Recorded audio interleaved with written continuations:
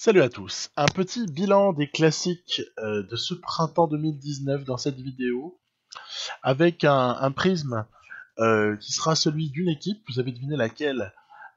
Aussitôt cette image et puis même la miniature sur YouTube apparue. C'est l'équipe Jumbo Visma, tout en sachant que, eh bien, on va se fixer quelques contraintes et on va vraiment focaliser sur les classiques. C'est-à-dire qu'on va suivre exactement le programme de l'équipe. Je n'ai pas changé d'un iota la participation de tel ou tel coureur à telle ou telle course. J'ai suivi le truc à la lettre et on va voir que ça peut avoir pas mal de conséquences. Déjà par rapport à l'ajustement des pics de forme, ça c'est quelque chose que je développerai un petit peu sur la fin de la vidéo, pour ne pas trop prendre de temps à ceux qui veulent plutôt regarder des classiques et parler de tout ça. Voilà, donc je ne participerai pas aux classiques, comme par exemple, je sais pas, Brabant, Price, auquel l'équipe n'a pas participé. Je vous donnerai juste les résultats, évidemment. Et puis, voilà, je donnerai une petite fois aux questions à la fin de la vidéo. Allez, c'est parti, on commence par le début.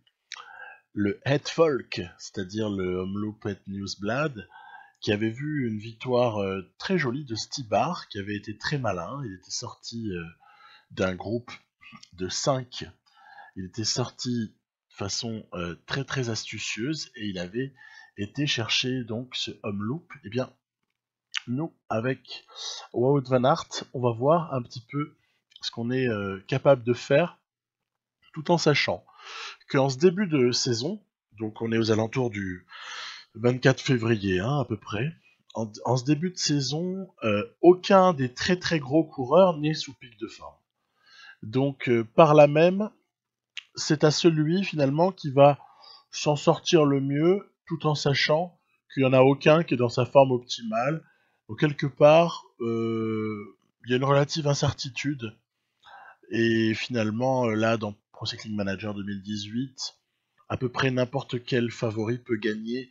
Et je dirais que c'est quasiment plus facile de gagner sur Omloop que de gagner plus tard, je ne sais pas, par exemple le Tour des Flandres, etc. Voilà. L'équipe Jumbo-Visma, elle est intéressante. Elle est composée de coureurs très solides pour les Flandriennes, un petit peu moins solides pour ce qui est des Ardennaises, par exemple.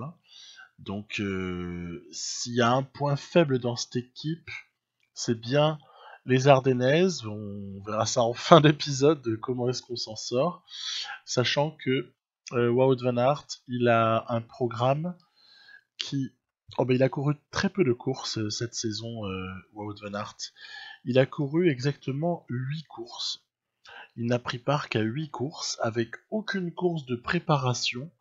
Le Omloop était sa première course de l'année, mais quand on dit pas de préparation, c'est faux, puisqu'il a comme préparation derrière lui une saison de cyclocross, un hiver en tout cas de cyclocross. Donc à partir de là, la préparation est là, et on a vu un petit peu plus tard sur un Mathieu Van Der Poel que en fait c'était une excellente préparation, voire même une préparation idéale pour ces gars-là. Ils arrivent comme ça au moment des classiques qu'ils visent, parce qu'après, chacun va avoir son tempo de préparation.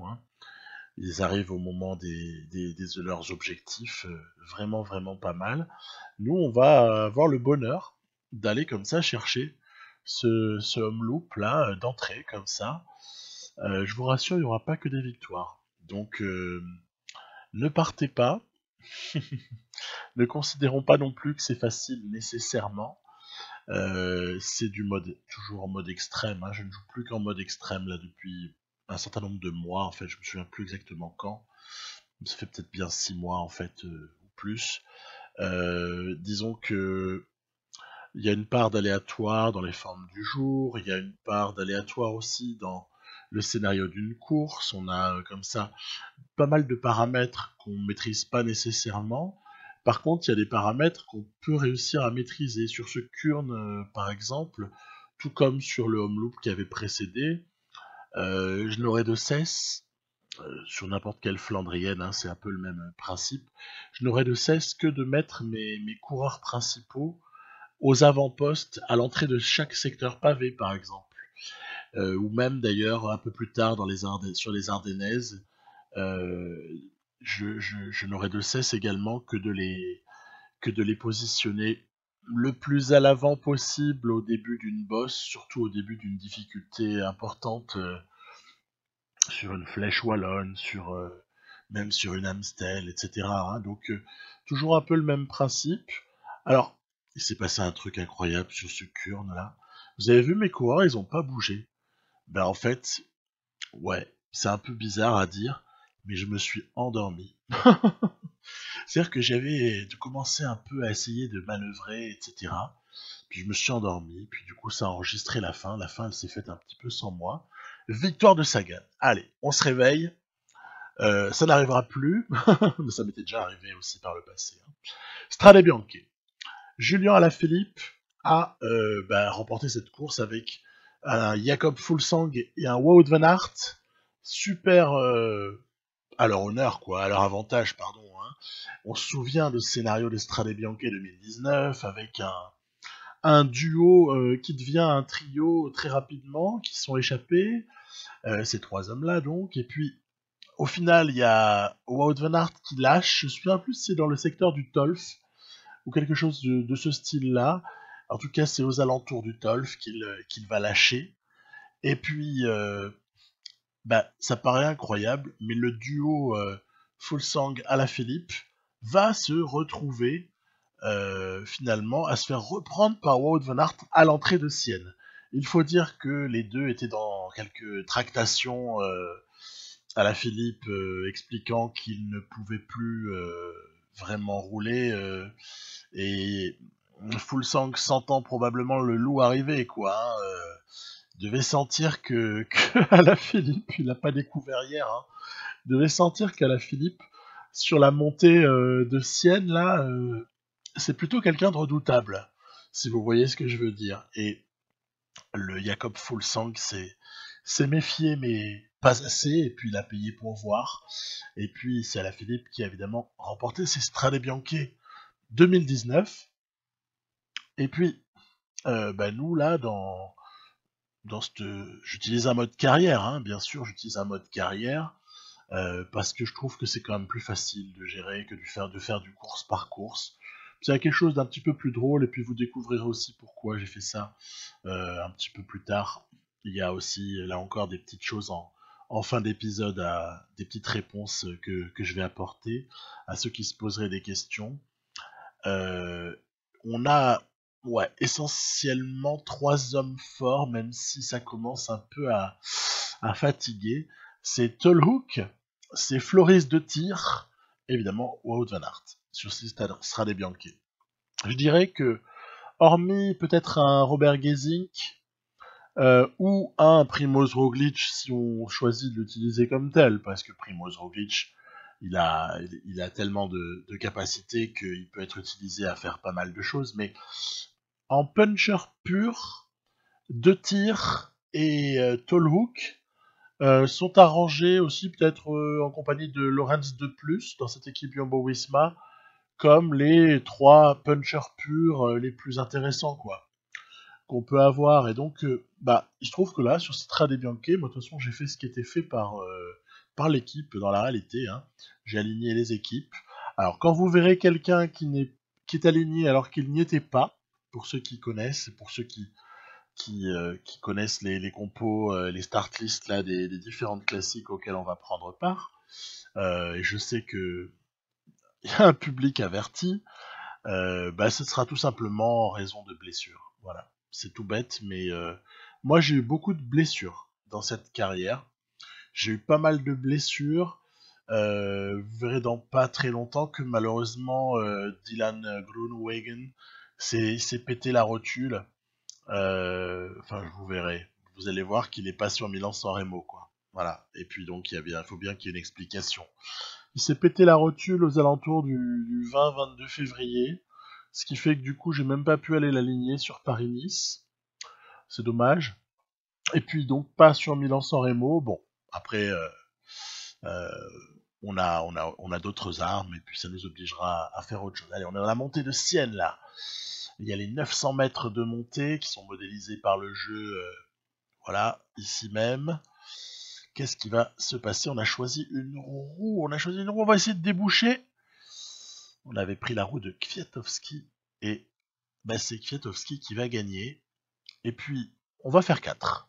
Écoutez, moi je suis pas trop déshonoré de faire 4 derrière Kwiatkowski, Alaphilippe et Tim Wellens, qui sont pour moi les 3 dans le jeu. En tout cas, si vous me demandez avec qui je pense pouvoir battre Alaphilippe, je vais quasiment vous répondre Kwiatkowski ou Wellens. Parce que même avec Valverde, je parle sur ce type d'arrivée bien sûr, hein. Si on imagine une arrivée au mur de 8, ou alors même là, sur ces Strade Bianche, hein, bah franchement, qui est-ce qui peut battre Alaphilippe? Qui est-ce qui peut battre Kwiatkowski? C'est tendu, c'est tendu. Milan-San Remo, bon, on a encore ça frais dans notre esprit, c'était le premier monument pour Julien Alaphilippe. Et puis, ne me demandez pas pourquoi, je vous en parlerai un petit peu plus loin là dans le... Donc à la fin, je répondrai à certaines questions, je vais pas tout spoiler, mais on est sur un parcours qui correspond au Milan-San Remo entre les années 2008 et 2014, avec cette Mani là, Mani, pardon, qui est située avant les Capis, quoi. Voilà, tout simplement. Donc, est-ce que ça change fondamentalement la course? Je peux pas affirmer que ça change vraiment les choses. Parce que la difficulté est située tellement loin de l'arrivée qu'on n'allait pas attaquer là-dedans et partir, de toute façon, hein. Et puis, en l'absence de Groenewegen, on se retrouve avec une seule carte à jouer, hein, c'est Wout van Aert, en essayant de l'emmener dans les meilleures dispositions possibles dans le Poggio, et espérer ensuite que ses qualités de descendeur, par exemple, ses qualités de rouleur permettent de terminer. Après, je n'oserais pas parler tellement de qualité de sprint parce que ses notes de sprint sont pas mauvaises, mais pas suffisantes pour s'imposer face à tout un tas de coureurs. Donc bon, on est dans la Cipressa, et comme vous le voyez, le peloton est anormalement réduit. Ça va être une question à laquelle on va répondre. Pourquoi est-ce que nous n'avons qu'une quarantaine de coureurs? Il y a quand même Viviani là, hein, qui est présent, il y a pas mal de sprinters qui sont encore là, et Gaviria, etc. Puis regardez, on va passer de 30 et quelques à beaucoup moins, parce que Jos van Emden va tomber, et puis il va entraîner dans sa chute tout un tas d'autres coureurs. Vous voyez, par exemple, ils sont tous en train de se relever, là, il y a Mas qui est en train d'essayer de bosser comme un taré pour ramener Viviani. Les deux Koenig, ils ont clairement joué la carte Viviani, hein, sur ce Milan-San Remo. Ils souhaitent une arrivée au sprint, en tout cas une arrivée sur laquelle Viviani puisse s'imposer au sprint. Puis vous voyez, il y a pas mal de groupes qui essayent de lutter pour rentrer. Puis c'est très difficile de rentrer quand vous avez comme ça une avance de 20 à 30 secondes, mais que vous n'êtes pas un très gros groupe. Donc on a la chance d'attaquer le Poggio finalement en nombre, quoi, hein, en ayant surnombre. Il y a eu des circonstances de course assez particulières, il faut quand même le reconnaître. Seb Van Mark est présent. Regardez là, 2 tirs, il a fait une blague à Caleb Ewan. Je l'ai fait décrocher en fait en lâchant la roue. Ben ouais, Caleb, il faut se débrouiller par soi-même, il faut arrêter de sucer les roues, hein, mon grand. Voilà, ça c'est une petite référence à un épisode avec Andiamo Ragazzi, pour ceux qui reconnaîtront. Toujours est-il que Tennyson fait le boulot et lâche Wout van Aert à la cabine téléphonique. Et Wout van Aert va être chargé d'essayer de terminer l'histoire. Alors, est-ce que il va y parvenir? On a donc Van Mark et Ewan en poursuite. C'est un Milan-San Remo un peu particulier qu'on a là. Et vous allez voir, c'est rigolo, l'arrivée n'est pas sur la Via Roma, hein. Elle est au bord de mer, hein, sur la rue d'à côté, hein, l'avenue d'à côté, si j'ose dire. J'y étais il y a pas longtemps en plus, c'est marrant. Donc voilà, si on allait tout droit, ce serait arrivé sur la Via Roma. Eh ben non, on va à gauche. Voilà. Et puis, Wout van Aert va... Est-ce qu'il va tenir le coup? Ça revient derrière, hein, ça revient, donc je fais sprinter. Pas question de se laisser surprendre. Et oui, c'est une victoire de Wout van Aert en opportuniste devant Ewan, devant Seb Van Marke. Et vous voyez après tous les cadors qui commencent à arriver les uns derrière les autres. Trop tard. Il y a donc eu coup du sort sur ce Milan-San Remo. Alors on va regarder à quel moment déjà. Regardez, vous voyez ici, on est très très loin de la Cipressa. Il y a déjà une chute qui met énormément de gens à terre, qui a restreint. C'est pour ça qu'après on se retrouvait à une trentaine de coureurs. Mais il y avait encore pas mal de sprinters à ce stade-là. Donc c'était assez indécis. Il y avait finalement même un Dillier. Hein. On sait que dans un bon jour, Dillier est capable de passer le pot de jeu avec Van Aert. Hein. Bon, j'exagère peut-être, mais limite quoi. Hein. En tout cas, me paraît pas impossible. Bref, Rui Costa qui lâche. En fait, je vais vous dire mon impression. Puis après, il y a cette chute là, c'est le bouquet final quoi. Il n'y en a que quelques-uns qui passent à travers les gouttes. Donc vraiment fait de course. Hein. Vraiment énorme fait de course sur ce Milan-San Remo. Chute. Et là, Gilbert, le drame. Philippe Gilbert, mais tente ta chance. Il a attendu Viviani. Il a attendu Viviani. Oh là là là là. Qu'est-ce que ça m'a fendu le cœur. Parce que j'aurais bien aimé perdre pour une victoire de Philippe Gilbert. Moi, ça m'aurait pas dérangé. Parce que j'appelle de tous mes voeux à ce que Philippe Gilbert puisse remporter Milan-San Remo afin de combler son ardoise. Donc, et vous voyez, ils sont pas mal, ils sont pas très loin de revenir, là, les deux Koenig Quick-Step. Et puis là, il y a Gilbert qui cale, quoi. Gilbert qui cale, mais au final, ça s'est pas joué à grand-chose. C'était pas très très loin de revenir. Regardez, Caleb Ewan, il est marrant, il va quand même réussir à faire l'effort pour revenir, là. Mais bon, ouais, on était en surnombre. C'était cousu de fil blanc, hein, c'était pas... y a pas une grande gloire à en retirer hein, de cette victoire. Elle est, bah, par contre, on va pas cracher dessus. Je vais pas non plus, quand il se passe ça, quand je joue, je vais pas non plus. Ah non non, je quitte parce que je suis pas content de gagner comme ça. Bah non, jamais j'aurais pensé gagner Milan-San Remo comme ça avec Wout van Aert. Puis jamais de cette manière-là non plus, évidemment. Bref, donc ce qui est fait est fait. Et puis voilà, on suit. Je suis resté avec les poursuivants là pour voir un petit peu qui était dans le coup, et on voit que Van Mark ne s'est pas réellement battu, il devait avoir plus beaucoup d'énergie. Par contre, Caleb Ewan, s'il y a 1 kilomètre de plus, ça se trouve, le gars il revient. Hein. Donc quand même, toujours méfiance sur les sprinters là, sur la toute fin de Milan-San Remo, c'est toujours un endroit où on peut se faire surprendre. Bon, enfin en tout cas, ça n'aura pas été le cas pour cette fois-ci, Viviani 5ème, Gaviria, etc. Faudra revenir. Faudra revenir pour gagner une autre année. Alors ensuite, 3 jours de Bruges-la-Panne, bah justement, c'était Groenewegen qui avait gagné. Et puis moi, je peux même pas l'aligner. Dommage. Donc, puisque je ne peux pas l'aligner, eh bien, j'ai mis une équipe, j'ai mis Vingegaard à la place, ou Ekhorn, je ne sais plus. Enfin, j'ai surtout pas mis Wout van Aert, j'ai surtout pas mis un fort coureur. Je me suis dit, bah, il faut faire avec, essayer de voir un petit peu ce qui peut être fait. En plus, c'est pas un parcours très accidenté, hein, 3 jours de Bruges-la-Panne. C'est vraiment une épreuve qui est dédiée aux sprinters. Dans la réalité, en 2019, on a eu une explication assez fantastique entre ce qui sont probablement les 3 meilleurs sprinters du monde, hein, Groenewegen, Viviani et Gaviria. Et puis ces trois-là se sont expliqués, et puis c'est Groenewegen qui a gagné, quoi.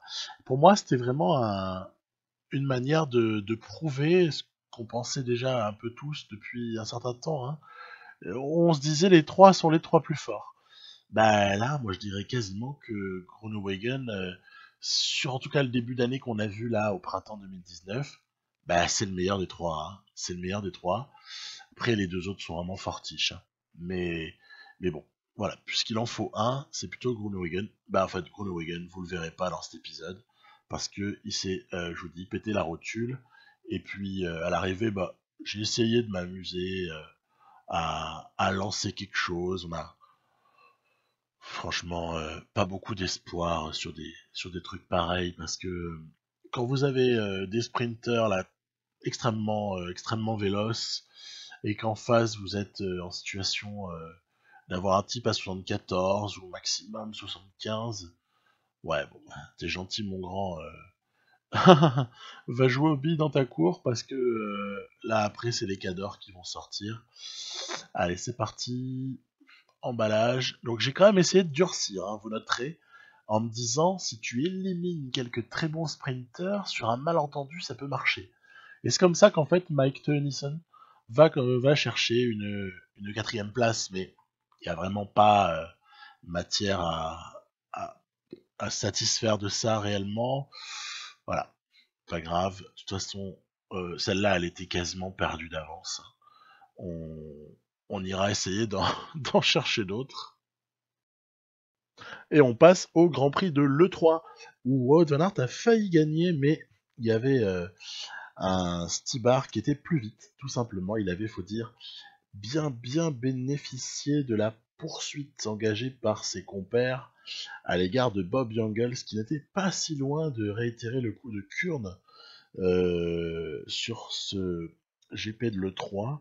Donc ouais, ça avait été une course assez intéressante, avec encore une fois la De Koning Quick-Step qui s'impose. En ce début de saison, elle a été terriblement dominatrice sur les classiques ou semi-classiques.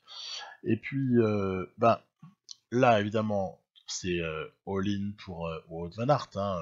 Il n'y a même pas à discuter. De toute façon, à peine Van Aert est aligné sur une course là par la Jumbo-Visma, il est forcément l'option numéro 1.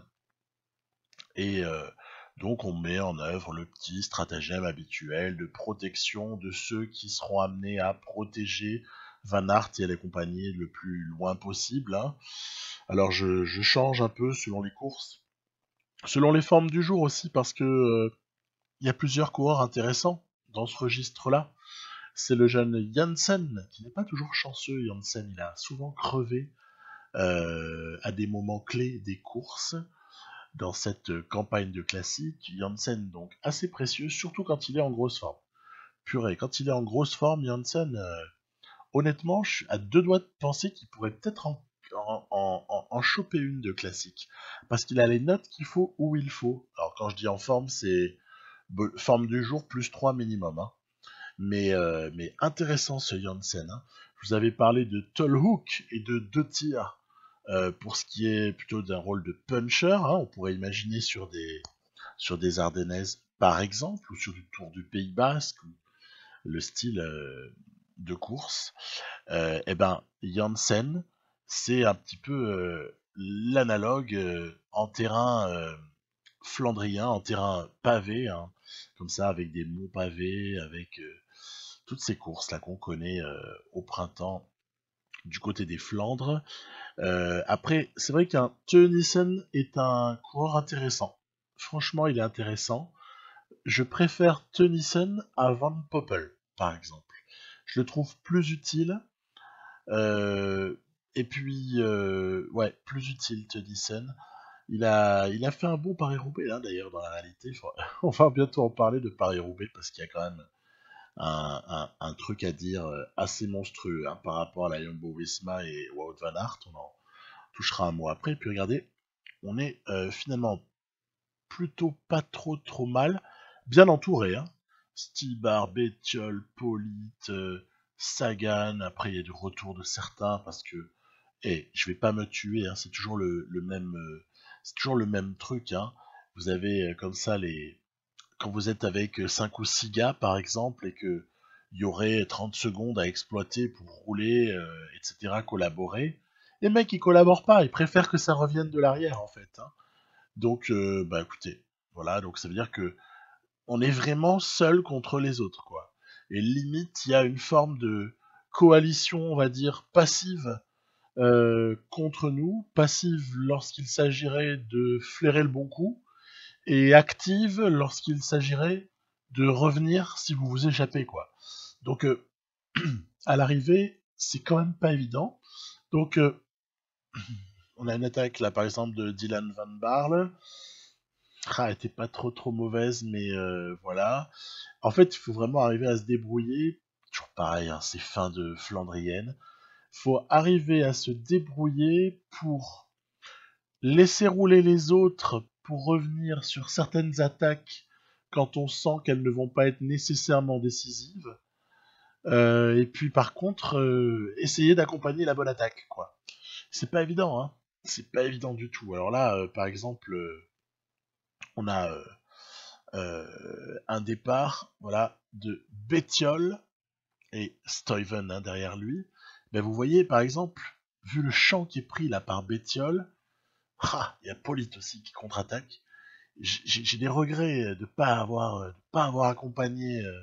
Mais en même temps, il est parti à un moment donné où j'étais un petit peu, vous savez, au second plan, quoi. Hein. On peut pas être tout le temps devant pour surveiller tout le monde quand on est 15 coureurs. Du coup, je tente de reprendre Bettiol là. Ça va être tendu. Hein. Ça va être tendu parce que il a de l'avance l'animal. Hein. Et derrière, il y a Sagan, il regarde sa montre en accélérant, tranquille. Voilà, elle est marrante cette cinématique. Hein. On arrive à la flamme rouge. Et puis qu'est-ce qui va se passer? Bah, ce qui va se passer, c'est que on va même se faire damer le pion par Sagan pour la deuxième place. Bettiol, ça va sans dire, est allé gagner. Et on va devoir se contenter d'une troisième place.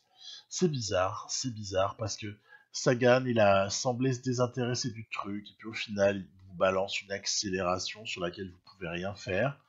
En revanche, l'attaque de Bettiol est plutôt pas trop mal, et même carrément raccord avec un petit truc qui s'est passé autour des Flandres, même si c'était pas même contexte d'attaque, mais l'attaque, après ça se regarde derrière, ça revient pas. Bon. On passe à Gand-Wevelgem, qui a été une course assez passionnante cette année. Hein. Gand-Wevelgem 2019, c'est un grand cru, avec cette victoire d'Alexander Christophe au terme d'une des courses les plus rapides, d'un des Gand-Wevelgem les plus rapides de l'histoire. Où on se souvient, il y avait eu comme ça une échappée très tôt, près de 180 km je crois d'échappée, notamment avec un Peter Sagan dedans. Et puis au final, les échappées se font reprendre pas très loin de l'arrivée, à moins d'une dizaine de bornes. Et puis après, ben, même, on se souvient aussi de petits détails amusants, c'était Fernando Gaviria, qui est présent hein, dans le groupe, hein, qui dit à Christophe vas-y mon gars, parce que j'ai même pas les jambes, je vais pas pouvoir sprinter, quoi. C'est pour dire, vous savez, un Gaviria qui a même plus les jambes pour sprinter à l'arrivée de Gand-Wevelgem, alors qu'il rêve probablement de le remporter.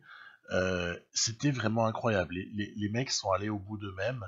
De toute façon, de manière générale, dans cette campagne de classique, j'ai vraiment l'impression que on a plein de moments où les mecs sont arrivés, mais rincés. Ils sont arrivés au bout du bout. Vous allez me dire, en vélo, c'est quand même souvent le cas. Oui, c'est vrai, c'est vrai. Mais regardez l'image de Mathieu Van Der Poel à l'arrivée de l'Amstel. On a Wout van Aert aussi. Tiens, crevaison de Janssen. Pas de chance. Mauvais moment, encore une fois. Quand Wout van Aert arrive au terme de Paris-Roubaix dans le vélodrome et qu'il s'effondre et que -2, on a l'impression que qu'il a deux doigts de ne plus en pouvoir, quoi. C'est terrible, hein. C'est terrible. Les types, ils ont quand même une capacité. C'est très.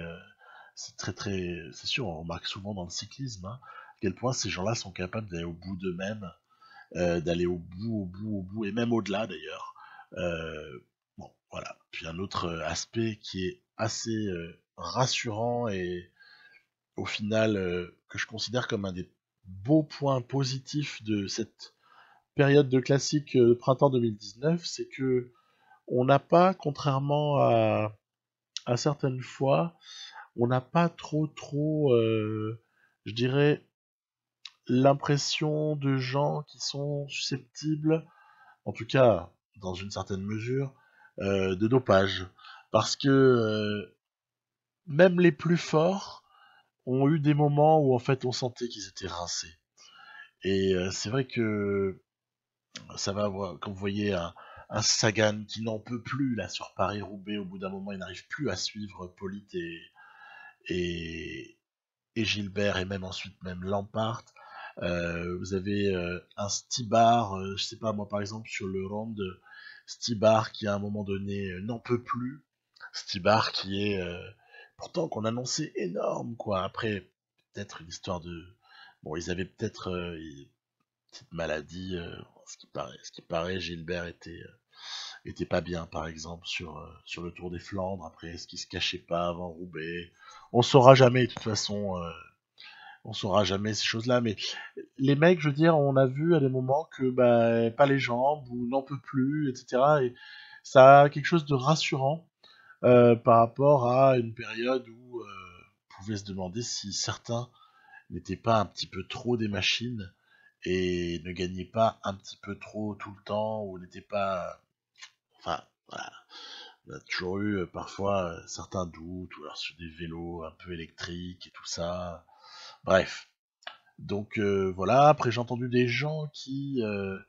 on est à Gand-Wevelgem, on se rapproche du Tour des Flandres, hein, des personnes qui émettaient un peu des doutes par rapport à Alberto Bettiol, expliquant que gagner comme ça tout à coup un monument...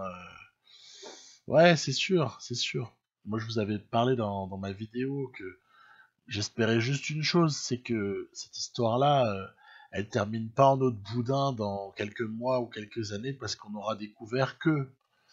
Mais non, allez, faut être confiant.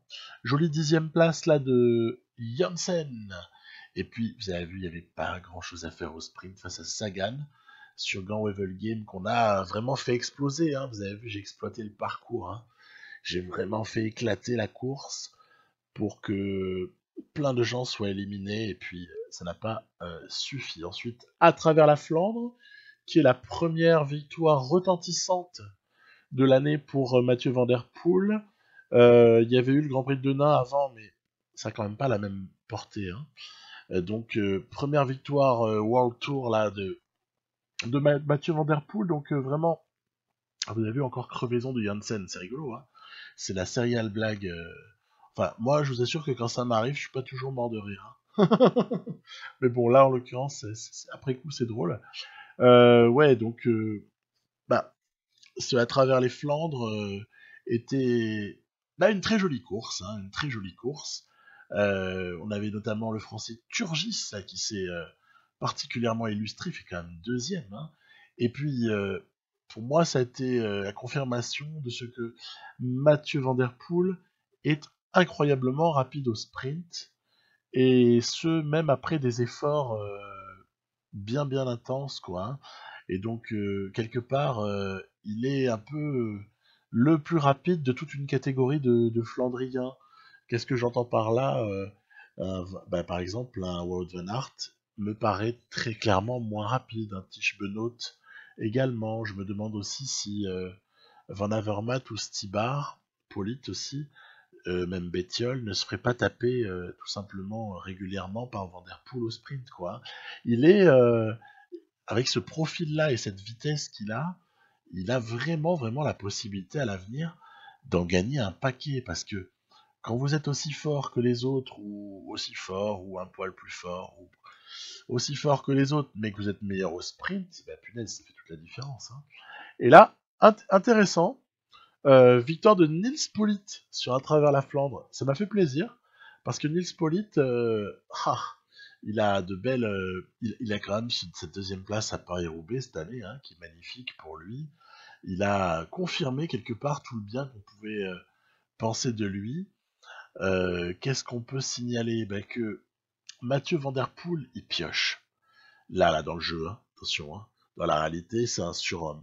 Mais dans le jeu, il pioche. Et pourtant, je vous précise que j'ai pris les notes de la World DB19 juste après Liège. Hein. On est d'accord? Juste après Liège. Ça veut dire que les notes elles ont été mises à jour. Elles ont été mises à jour en fonction de tout ce qu'on avait pu voir sur les classiques. Et je peux vous promettre une chose, qui est d'ailleurs vérifiable facilement par chacun d'entre vous, c'est que allez-y, allez voir les notes de Mathieu Van Der Poel en début de en début de partie là quand vous démarrez là actuellement une partie en mode carrière avec Corando Circus. Allez voir les notes de Mathieu Van Der Poel, c'est tripant, hein. Franchement, on voit les notes, on se dit waouh, miam miam. Étonnant, étonnant comme il est un peu à la ramasse. Je soupçonne tout simplement la faiblesse de l'équipe. Parce que mine de rien, dans ce jeu, les équipiers, ça sert pas à rien, hein. Et tant mieux d'ailleurs, hein. Tant mieux parce qu'en cyclisme, ça sert pas à rien non plus. Mais il est un petit peu seul, hein. Et là où on avait vu que même un petit peu seul, il arrive à damer le pion à tout un tas d'adversaires dans ce qu'on a vu là récemment les dernières semaines, eh bien là dans le jeu, ça pardonne moins, hein. Je l'ai vu en perdition pas mal de fois, en perdition un peu trop tôt dans la course, je dirais. Et du coup, pas réellement en capacité de disputer ses chances sur le final, quoi. Donc, dommage, un peu dommage. Ça m'a presque donné envie d'essayer une partie avec lui pour voir, parce que c'est vrai qu'autour c'est faible, hein. Autour de lui, chez Corandon Circus, ouf, ça jette un froid hein, quand on voit les notes des gars. Mais me dit qu'avec peut-être des pics de forme pour certains équipiers bien choisis, tiens encore de la malchance pour Janssen. C'est énorme, hein. Et d'ailleurs, un truc beaucoup moins drôle pour Wout van Aert aussi, hein. On est sur le Tour de Flandre et on est tombé à un moment crucial, quoi. Et puis, heureusement que le boulot de Janssen, qui consiste à ramener à portée de fusil Wout van Aert, a marché. Et puis le reste du boulot, c'est le Wout qui va le faire lui-même. Mais honnêtement, chute vraiment pas à un bon moment, quoi. Vraiment pas un bon moment, parce que est-ce qu'il y a un bon moment pour chuter? Bah oui. Chuter au bout de 20 bornes, il en reste 230, ça va, il n'y a pas mort d'homme, quoi. Mais là, dans le final, c'est un peu lourd. Donc, malgré tout, regardez, il va réussir à rentrer Wout van Aert très très fort ce jour-là. Un très très bon Wout van Aert pour rentrer comme ça. Mais quand même, on peut pas dire que la chute l'aura pas pénalisé, hein. Donc, on est à un stade de la course là où il reste encore deux enchaînements. Là, il y a le Kreuzberg, mais après, il y a deux enchaînements Vieux-Quarmont-Paterberg, hein, comme on a l'habitude dans le final du Tour des Flandres. Allez, c'est parti. Premier enchaînement Vieux-Quarmont. Voilà. Je vais pas me gêner pour faire l'effort. Regardez, en plus, Wout van Aert qui est faufilé à travers les échappées va réussir à se constituer une jolie avance, suivi qu'il est par Van Marke, par Polit. Voilà, donc pas mal, hein, pas mal. On a un petit quelque chose, mais je force pas trop parce que je sais que de toute façon ça va rouler derrière. Du coup, je me dis, on a plutôt utilisé l'avance qu'on avait comme le moyen de rouler pas trop vite, en attendant d'être repris. Et puis, de toute façon, que je roule à 85 et que donc je sois repris un peu plus tard ou que je roule à 72, bah, je vais être repris de toute manière. Donc, autant rouler à 72 pour qu'après il ait de la capacité de réaction. Regardez, tiens, c'est marré dans la roue de Mathieu Van Der Poel qui attaque. Mathieu Van Der Poel, allez, on va prendre la roue. Il y a Arnaud Démare aussi. Nickel. Et puis regardez sa pioche, vous voyez? Sa pioche. Et au moment où Greg Van Avermaet et Nils Polit sont dans la roue de Wout van Aert, hein, on est en pas mauvaise position. Dernière difficulté du jour, hein. Dernière difficulté, hein. On est dans le Paterberg, voilà, on en sort. Très bien. Les mecs que vous voyez, c'est des attardés en fait, parce que on est sur un Tour des Flandres, là aussi d'une version un peu antérieure. Sur laquelle les choses sont matérialisées d'une façon un peu différente de celle qu'on peut connaître, quoi. Donc sur le circuit final, vous avez l'apparition des attardés. Alors que moi, perso, je les ai jamais eus, hein, sur les Tours de Flandre dernières éditions qu'on peut jouer dans PCM. J'ai jamais les attardés, hein. Et là, on les a, donc ça prouve bien que c'est une version un petit peu plus antérieure. En plus, il y avait quelques difficultés là qui ont été un petit peu modifiées. Mais l'essence même a été respectée, puisque c'est quand même ces enchaînements, et notamment ce vieux Quarmont Paterberg à la fin. On va essayer, vous voyez, j'avais par exemple il y avait un moment crucial dans cette course, c'est quelques kilomètres plus tôt quand Greg Van Avermaet se fait la malle. En fait, j'ai été un peu bloqué alors que j'avais sa roue. J'avais demandé de prendre la roue. Et je sais pas si ça vous le fait des fois aussi, mais vous avez un type, votre coureur, vous allez prendre la roue de un tel attaque, alors que votre coureur il a de la barre jaune, il a de la barre rouge à foison, eh ben il réagit pas à l'attaque. Alors que prendre la roue, normalement, il est censé accompagner. Eh ben, du coup, on n'a pas réussi à récupérer Greg Van Avermaet qui s'impose sur Tour de Flandre. Deuxième place pour Wout van Aert, très bien. Petite parenthèse non vidéo avec le Grand Prix de l'Escaut, là, le Scale de Price, où Jacobsen a conservé finalement son titre dans la réalité. Et là, dans la partie, c'est Hodge. C'est resté en famille. Hein.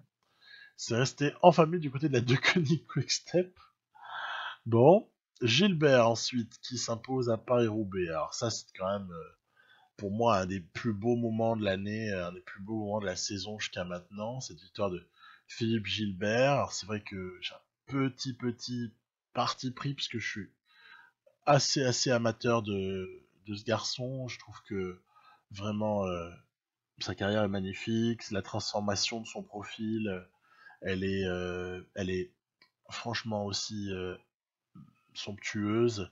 Il y a une intelligence tactique, il y a une endurance, il y a une robustesse, il y a plein de choses, il y a plein de choses qui ont été travaillées avec le temps, qui n'arrivent pas très vite. Alors on va donc après avoir salué la victoire de Gilbert, parler un petit peu de Wout van Aert. Pourquoi? Parce qu'on est dans la trouée d'Arambert, et dans la trouée d'Arambert, Wout van Aert il a crevé il y a quelques semaines sur Paris-Roubaix. Et c'est vrai qu'on s'est alors posé tous la question de savoir quelle était la stratégie de la Jumbo-Visma, qui avait deux mecs à l'avant, et aucun de ces deux mecs ne s'arrête pour donner sa roue ou pour donner son vélo ou que sais-je, alors que, quand même, très sincèrement, même s'il y aura place à l'arrivée hein, pour Tennyson, hein, je crois qu'il fait 7 ou quelque chose comme ça, ok, c'est bien, 7ème, mais qu'est-ce qui vaut mieux?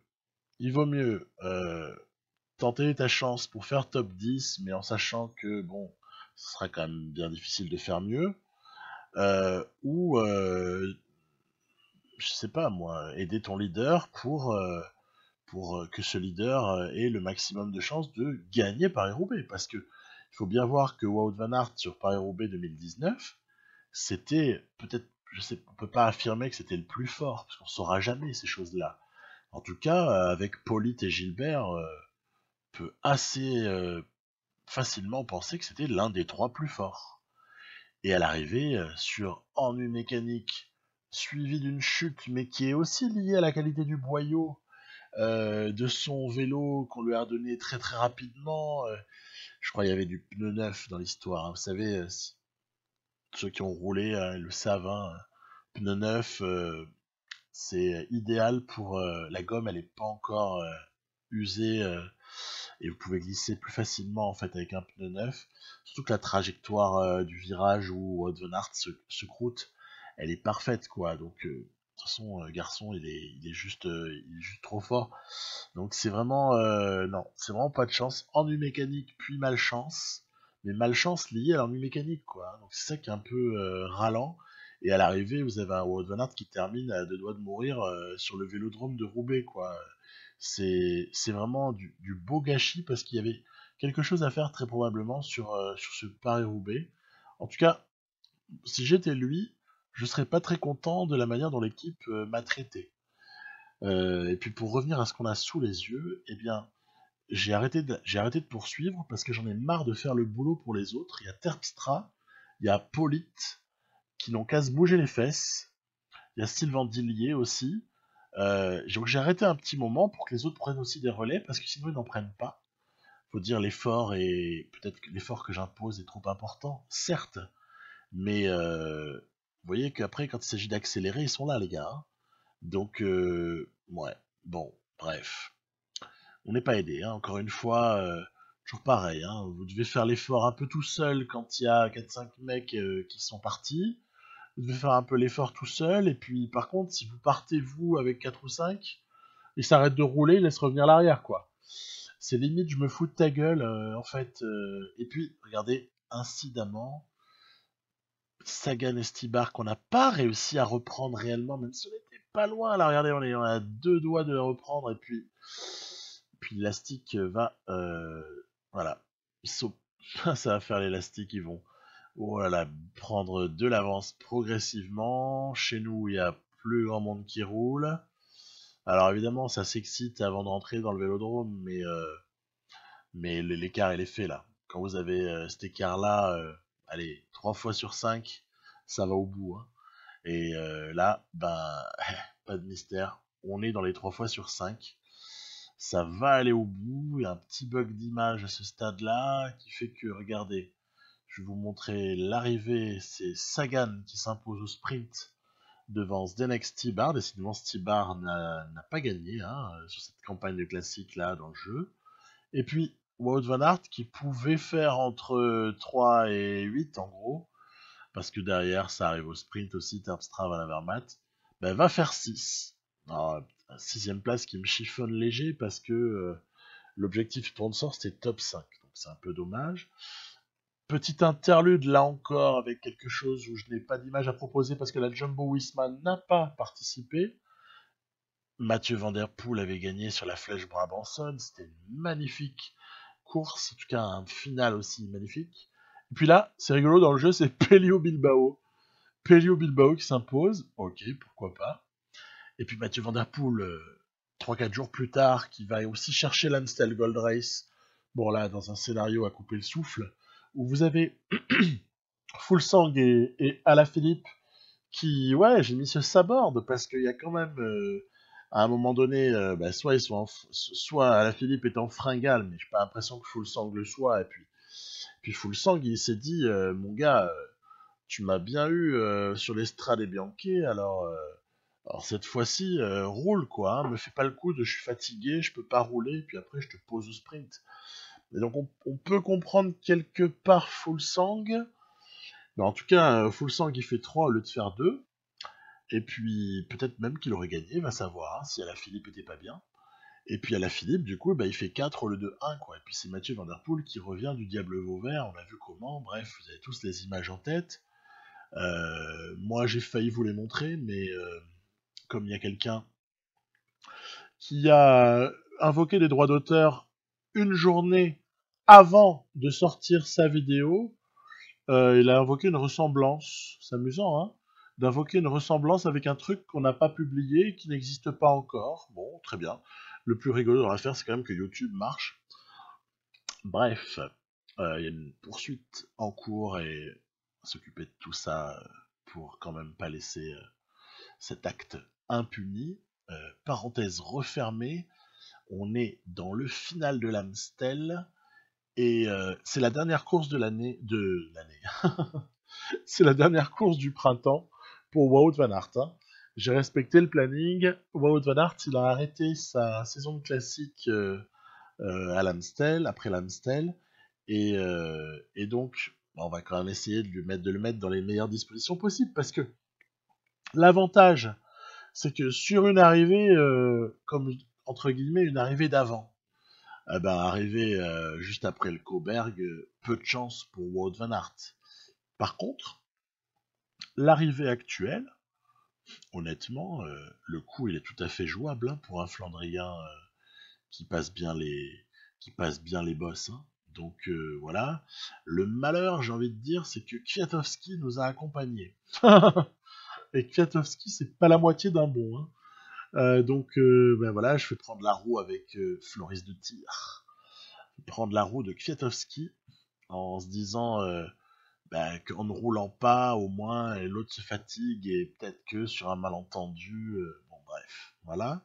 Puis derrière, il y a Gesink qui fait le boulot pour l'a mis euh, au Wout van Aert. Et puis, il y a un moment donné où je vois que De Tier commence à lâcher. Il y a des 1 mètre en plus, 1 mètre, 5 mètres, 6 mètres, 7 mètres, 8 mètres, 9 mètres. Bref, on a compris. De Tier est en train de lâcher. Du coup, je tente le va-tout pour revenir avec Wout van Aert. Mais là encore, c'est pas évident parce qu'au niveau de la barre, on est assez limité. Il y a Tony Galopin dans la roue de Wout van Aert. Ah. Et puis, est-ce qu'on va réussir à revenir sur le Fiat? Ben, c'est pas évident. On est à 2 doigts là, regardez. On est à 2 doigts de revenir. Tony Galopin, il a failli nous ramener en fait. Ça aurait été énorme. Ça aurait été énorme que Galopin nous ramène dans la roue, mais ça va pas être le cas. Et c'est Michał Kwiatkowski qui va s'imposer sur cette Amstel. Il l'a déjà fait par le passé. Et Wout van Aert va chercher une 3ème place qui, ma foi, n'est pas déshonorante. 3ème. Décidément, ça fait beaucoup de places d'honneur, mais il y a pour l'instant que 2 victoires. Bah d'ailleurs, pour l'instant, hein, ça va s'arrêter là. Hein. Il y a 2 victoires sur Omloop donc et Milan-San Remo pour Wout van Aert, et puis une flopée de places. On fera le bilan un peu plus tard. Mais en tout cas, rideau pour Van Aert. Et on aborde les 2 dernières courses de cette vidéo, qui sont donc la flèche wallonne. Qui peut battre Alaphilippe sur le mur de 8? Bah, peut-être après coup, on peut dire que Fuglsang n'en était pas bien loin en 2019. Hein. Au final, ça se joue pas à grand-chose. Hein. Puis moi, je vais tout miser sur Floris de Tir. Voilà. Floris de Tir, c'est sa course favorite. Il a un objectif et en plus, il est en pic de forme. Donc, plus 4 annoncé. C'est plutôt pas mal. Ça donne envie de miser sur lui. Pourquoi est-ce que je choisis ce profil-là? Bah déjà parce que j'avais pas le choix, il fallait prendre parmi ceux qui ont été alignés par Jumbo-Visma sur cette course, hein. J'ai pas pu faire autrement. Après, est-ce que vraiment j'avais d'autres options? Bah, si on m'avait laissé choisir, par exemple, si je m'étais laissé choisir, j'aurais peut-être emmené un tall hook aussi, dans un registre puncher, dans un registre qui possède une capacité d'accélération, en plus d'une bonne qualité en vallon, voire même la petite note en montagne là dans le mur de 8, elle est, vu que ce sont des pourcentages qui sont excessivement élevés, ça peut ne pas être inutile. Bref, Toolhook, j'aurais bien pris, franchement. Si je devais décider tout moi-même, j'aurais mis pic de forme à 2 tirs et à Toolhook très clairement sur les Ardennaises. Très très clairement. Or bah, c'est pas vraiment ce qui peut se passer vu les contraintes là que je me suis imposées. Déjà pour commencer Toulouse qui n'est pas là. Il sera sur Liège juste après, mais du coup bah, on n'a pas trop le choix, c'est 2 tirs. Puis il y a Robert Gesink là qui a pas eu beaucoup de chance récemment parce qu'il devait aller sur le Giro apporter son soutien à Primoz Roglic.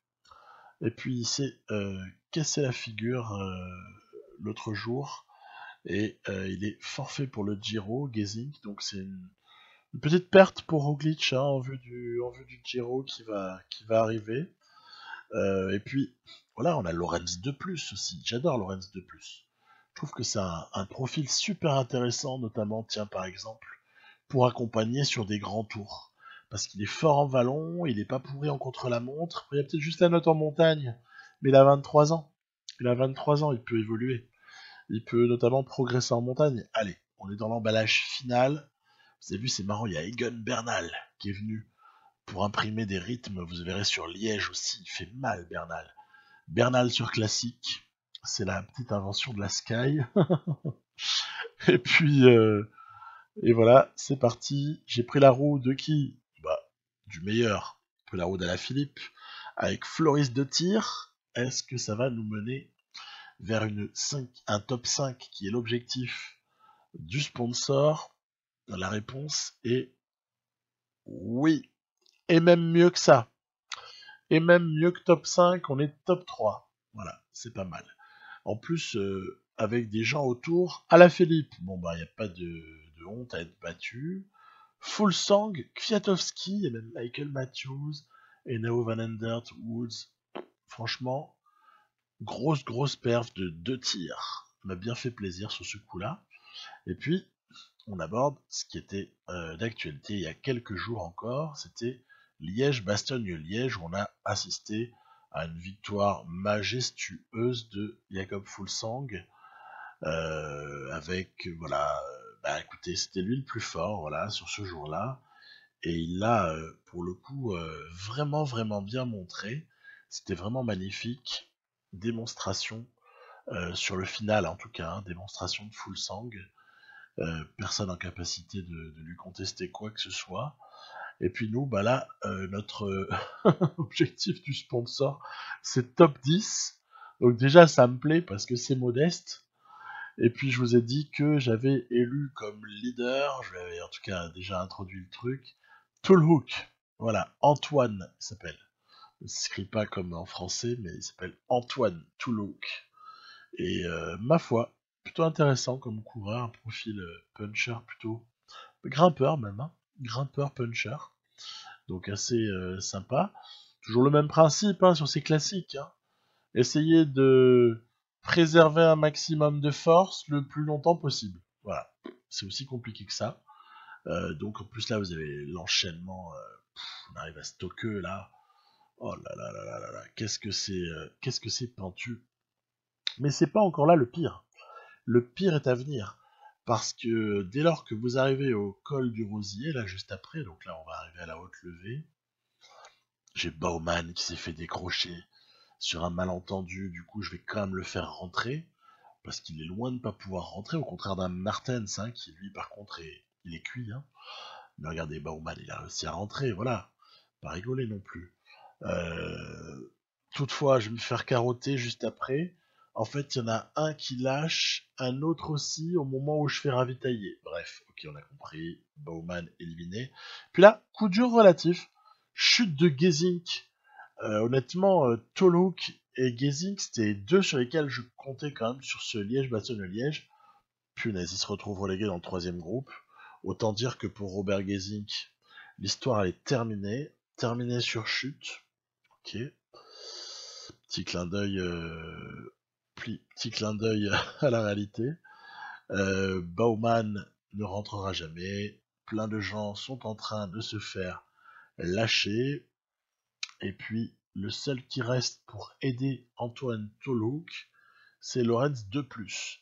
Et vous voyez, quand je vous parlais d'Egon Bernal, c'est lui qui, à l'avant de ce groupe, a imprimé, travaille pour Kwiatkowski, hein, a imprimé un rythme, mais un rythme dément. Dément notamment, donc il y avait Col du Rosier, là on enchaîne avec le Maquisard. En plus, toute une flopée de favoris qui ont la, pour moi, mauvaise idée d'attaquer. Vous allez voir que c'est pas fini. Ils vont attaquer à gogo. Ils vont pas arrêter d'attaquer. Les favoris, les cadors, hein, vont pas arrêter. Alors, un coup je prends la roue de l'un, un coup je prends la roue de l'autre. Mais le problème, c'est que les descentes, elles permettent de recharger la barre de Tolhoek, les barres de Tolhoek, mais pas autant que ce que je pourrais évidemment souhaiter dans mes rêves les plus fous, hein, normal. Aussi, un petit truc à noter, c'est que à plus 1, Tolhoek, il est quand même pas super bien payé. Pas super bien payé à plus 1 parce que on était en plus 1 prévisionnel, mais il y avait un plus 2 en fait quand on regardait le détail. Donc, allez, si on avait eu un peu de chance à plus 3, je pense que la course n'aurait pas été totalement pareille. Donc, vous avez vu un coup la roue de Mollema, un coup la roue de Matthews. On fait ce qu'on peut, on s'accroche aux branches. Et puis, voilà, allez, ça rattaque. Allez, c'est parti. C'est parti, ça n'arrête jamais. Il y a la Philippe qui a un poil devant là, et puis derrière, du coup, ça s'enflamme. Dan Martin, le coutumier des attaques inutiles. C'est méchant, mais c'est un peu vrai quand même. Dans Pro Cycling Manager, combien de fois vous avez Dan Martin qui attaque? Et si on faisait un ratio entre nombre de victoires divisé par nombre d'attaques, il n'aurait pas exactement le même ratio qu'à la Philippe Kwiatkowski, si vous voyez ce que je veux dire. Hein. Donc, c'est pas que méchant hein, quand je dis ça. Puis là, regardez, voilà, un désespoir de cause. Je vais essayer de me raccrocher à tout le monde. Il y a Tuns qui est passé, tout le monde qui est parti là. Même il y a Formolo, tiens, il y a Bardet qui nous fait un petit coucou. Nion. Voilà, il passe. Bah oui, parce que je veux le top 10. Et regardez, il y avait 9 hommes à l'avant. Le 10e, c'est Bardet. Il y a Formolo et Tolouk. Alors on va, attention, grand moment, hein, on va déposer Formolo. Mais on est virtuellement 11e. Donc c'est un peu ballot. Je voulais le top 10. Et puis devant, bah, on a compris, hein, de toute façon, la course, elle est perdue pour Toulouse. Est-ce qu'on est surpris? Ah non, bien sûr que non. Du coup, bah, comme il n'y a pas vraiment d'enjeu à l'arrière, étant donné que la 11e place est relativement assurée, on va regarder la fin, voilà, pour constater que Kwiatkowski s'impose devant Julien Alaphilippe. Ouais, c'est marrant, dans la preview de Liège-Bastogne-Liège que je vous faisais il y a quelques jours, là, on avait eu victoire de Kwiatkowski une fois et plusieurs fois victoire de Alaphilippe. Donc ça reste vraiment. Et oui, il y a eu Valverde aussi une fois. Donc ça reste vraiment toujours sur les mêmes, hein. Ça reste sur les mêmes. Alors au bilan de ce printemps, moi, ce que je vous dirais, c'est que je trouve qu'on a eu quand même une super belle période de classique. Et que cette période de classique, elle est pour moi aussi annonciatrice d'un vent nouveau. Un vent nouveau peut-être symbolisé par Van Der Poel, par Wout van Aert. Euh, Très clairement, il symbolise quoi? Il symbolise un cyclisme où peut-être que les gens osent attaquer davantage. Ils osent davantage attaquer et ils osent peut-être prendre un petit peu plus de risques un petit peu plus loin. Et ça peut peut-être bouleverser les us et coutumes de ce qu'on peut voir sur les courses en fait. Et en ce sens-là, c'est vraiment un printemps qui est hyper positif parce qu'il augure vraiment que de très belles choses, hormis ce que je signalais beaucoup plus tôt dans la vidéo, qui est le moins de doutes. On a moins de doutes qu'avant sur du dopage, etc. Enfin, vent nouveau, mais très positif sur le cyclisme. Rajeunissement aussi peut-être des futurs cadres, hein. Sympa, sympa, peut-être changement de génération à venir. On va voir, hein, il faudra suivre ça de près. Alors, je vais répondre maintenant à quelques questions que je me suis imaginé que vous pourriez me poser. Eh bien, déjà, pourquoi est-ce que j'ai pris cette équipe-là?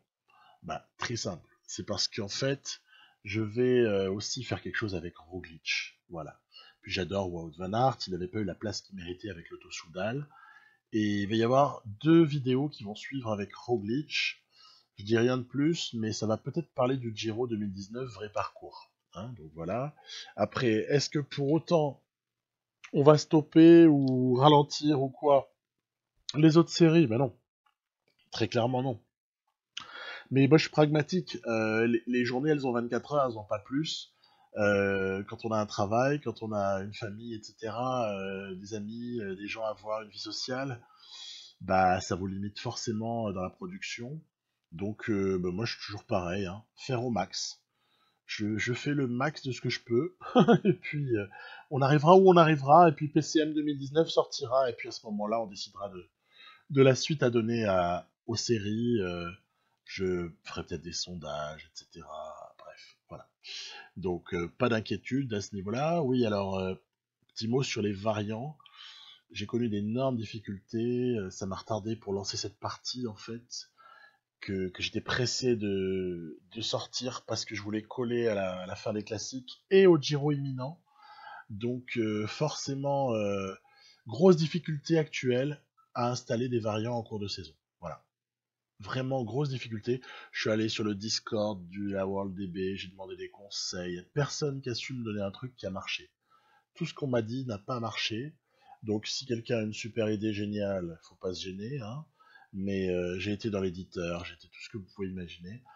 Actuellement, il semblerait que ce soit très délicat, voire, en tout cas pour moi, c'est impossible d'installer des variantes. Du coup, il y a eu à des moments des parcours un peu bizarres, Milan-San Remo, Tour de Flandre, etc.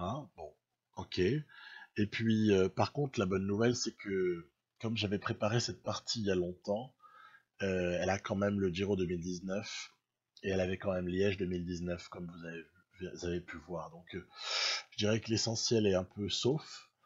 Euh, Ensuite, pic de forme, pourquoi est-ce que ça a été galère? pic de forme, eh ben, en fait, il y a toujours des histoires de nombre de courses, en fait. Parce que il y a un moment donné où pour accumuler les 100 points dont je parle dans ces vidéos-là, il faut arriver à 100 points, et les 100 points, on peut pas les obtenir en courant pas ou très peu. Et du coup, ça crée des décalages en fait. Ça crée des décalages assez invraisemblables dans les pics de forme des uns et des autres. C'est comme ça que vous verrez que avec Roglitch, on n'est pas au bout de nos peines pour les vidéos à suivre. Et puis même pour Wout Van Aert, j'ai pas eu exact. Moi, je me suis arrangé, mais j'ai pas eu pour les équipiers, en tout cas les pics de forme quand je les aurais souhaités. En fait, voilà. Et du coup, ça rapporte une forme de contrainte supplémentaire à un certain niveau. Donc quelque part, tant mieux, ça rend le jeu un peu plus difficile, déjà qu'on est en mode extrême. Donc voilà. Et puis pourquoi il n'y a pas d'image de course dans mes vidéos, dans cette vidéo, pardon. Parce que j'ai pas envie de me prendre de nouveau des histoires de droits d'auteur non justifiées. J'en ai un petit peu marre de travailler pour rien, parce que c'est énormément d'heures, c'est énormément d'acharnement à essayer de faire les choses de façon organisée et appliquée. Donc, bah, j'ai pas envie que tout soit foutu à l'eau par une personne mal intentionnée qui ne se reconnaîtra pas, puisqu'à mon avis, il parle pas français.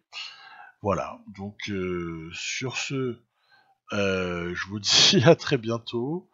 Suite des vidéos de ci de là, il y aura du Roglitch là dans pas longtemps, avec ce cadre que j'ai donné là, le dans la roue 2, et puis après on met ce qu'on veut derrière, et puis on peut comme ça s'amuser sans dire qu'on va vraiment faire une carrière qui va durer X années, etc. avec telle ou telle équipe, quoi. Enfin, c'est un peu ça le concept. Mais je pense que vous l'avez aisément pigé. Bye bye, à bientôt.